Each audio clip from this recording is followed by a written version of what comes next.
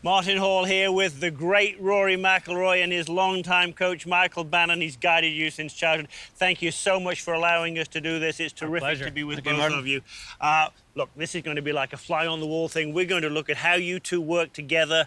And let's get started with, well, it's the driver. You've got the big dog out. Let's talk fundamentals. What did you two do from early days to now? What do you work on, Michael, with the fundamentals with the driver for Rory? I suppose for me, it's when we started off, Rory would pick an intermediate target and we would set him up and he would have the ball inside your left foot.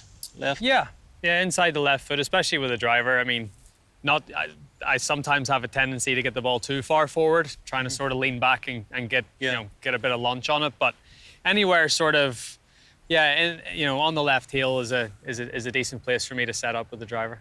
Where would you pick that intermediate target? I think that'd be my first question to you. How would you pick your intermediate for me to try and set up with any club, but especially the driver, I think I'm set up somewhere over this blue flag in front of me here.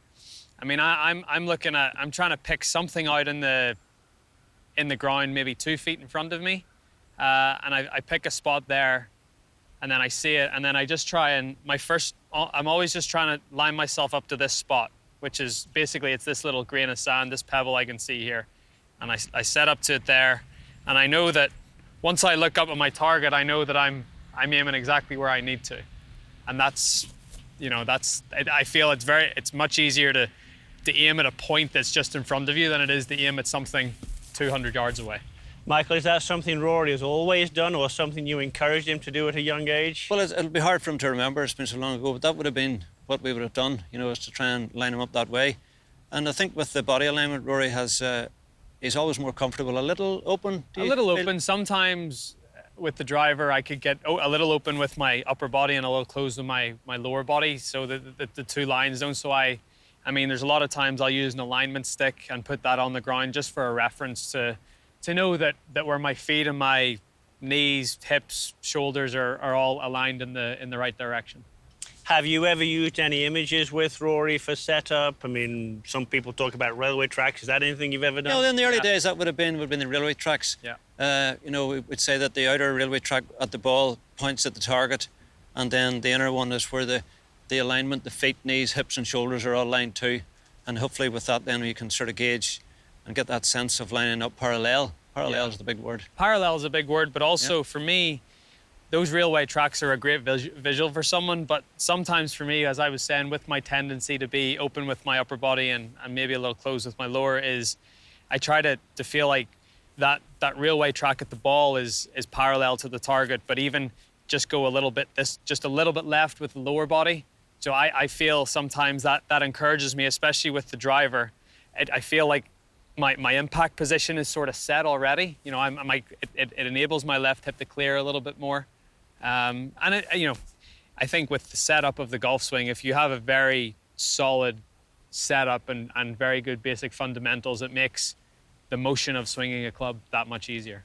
Well, I can't wait any longer. I'm here with Rory McIlroy and Michael Bannon. You've got to hit one, Rory. You've got no to hit problem. One. We've got more to talk about with the fundamentals, but I'm going to get every bit out of this that I can. So let's see you smash one down there. True Rory McIlroy fashion, I'm sure.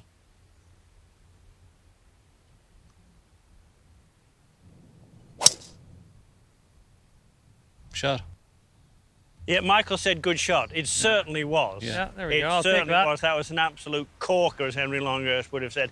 Now, look, Michael, you told me something just before the cameras were rolling. I wonder if Rory remembers. You told me about something you did with his grip early on, because as a teacher, I'm fascinated about this wonderful journey you two have had, and this Beethoven that you got as a young man. I mean, just a genius, obviously.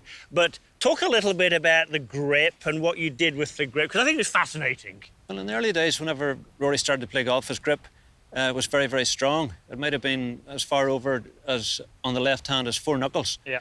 So I did explain to him that, that's good for him for a while. But once he got stronger, then the right hand would take over and he would end up hooking the ball. So I kind of left it to him. I knew that he had to change it at one time, and it was interesting because he actually came to me when he was about 11 or 12 and said, I think it's time to change my grip. Do you remember that yourself, clearly? Yeah, I do. I mean, I've always been one to, and it does go back to those days. I've always taken responsibility for my own game, and I I'm still now trying to think of ways that I can improve and get better. And even still, we made back in the middle of 2016, so not that long ago, we made a little tweak to my grip. I felt like, and I actually changed the grips on my clubs. I had reminders or rib grips. And I felt like the grip, I was gripping it too much in my fingers, and my left hand was getting a little strong again.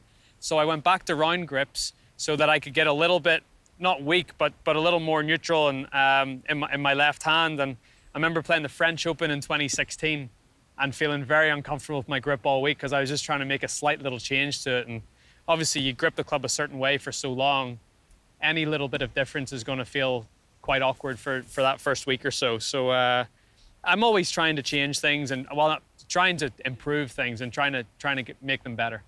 I think you used one word there, and I'd like your comments, both, if you would, please, on that. You said that felt uncomfortable. You played the French Open with an uncomfortable grip. I think a lot of people who would be watching this, they want, Rory McIlroy, he must always be comfortable over the ball. Are you always comfortable over the ball? No, not at all.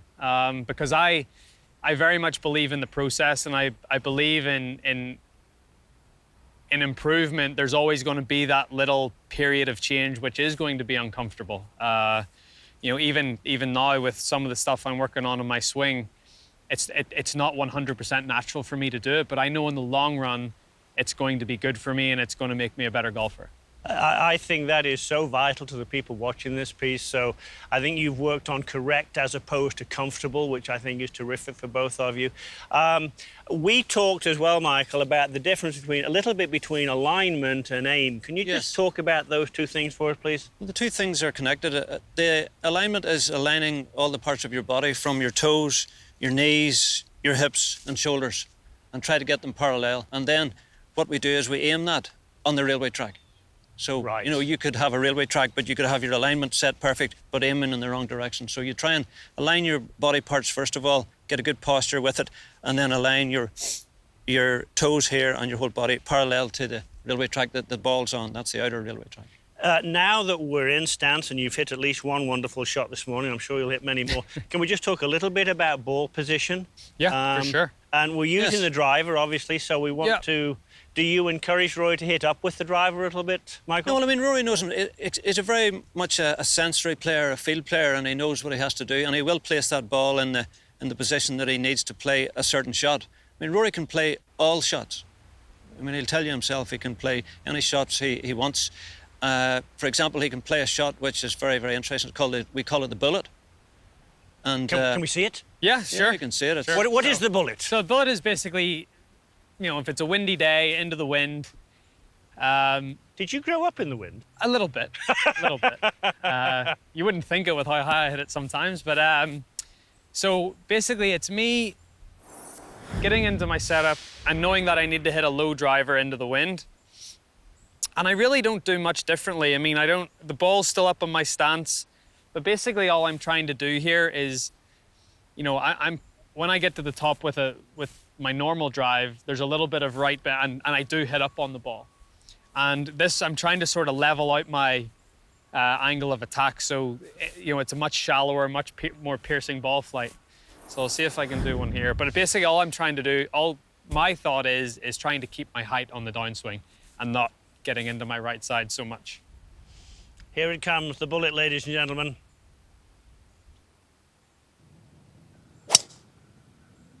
Oh, wow, that was probably less than half the height of the previous shot. I'm aware of what I'm doing, but I'm still a field player, and all I feel during that shot is I from the top, I keep my height a little bit more and I shallow out my angle of attack, and the ball comes out a little bit lower. Yeah, I think that's interesting that the tee height didn't change there, because a lot of people try to hit it lower. And I noticed that. Can I ask you just one more thing that I have a feeling you two have worked on? Width in the takeaway, artificial width, too much width, not enough width. Talk about width in the takeaway, please, Michael. Well, I think the width in the takeaway is created at the very initial stage of the swing, where you get that connection between the body term and the arm swing going back together. Sometimes people can try to create too much width by going back and the body doesn't turn enough and they're over here. It's the wrong way to do it. You must get that connection from the very start of your left arm and your body turning together. And is that something you work on, Rory? Yeah, it is, because I like the feeling of width. I like to feel like especially with the driver, I take it back and I've got a nice wide turn. But if everything doesn't work away together and all of a sudden you do this, you're so out of sync and you're disconnected, and then you're going to have to compensate at some point during your swing. So, yeah, for me, I love that feeling of width, but it all has to turn back together as one unit. Can we see that? Yeah. Can we hit one? Yeah. That'd be great. Going through the process here, he's picking out his intermediate target, as he said. The grip is good. The train lines, the train track is good. Here we go. Nice, good takeaway. Smooth turn, nice bit of width. That would still find the edge of the fairway. Gentlemen, that was fantastic. Michael, join me in the middle here, please. So the takeaways there for you at home. You need to get the alignment correct, the train tracks, that's really important. The ball position certainly matters. Intermediate target, yes, that absolutely matters. And then some width in the takeaway. It's interesting to me that a player of your caliber still works on what many would think is the simple stuff, the easy stuff, but it's vital, isn't it? But that's me. If you get the simple stuff right in the golf swing, everything else is so much easier.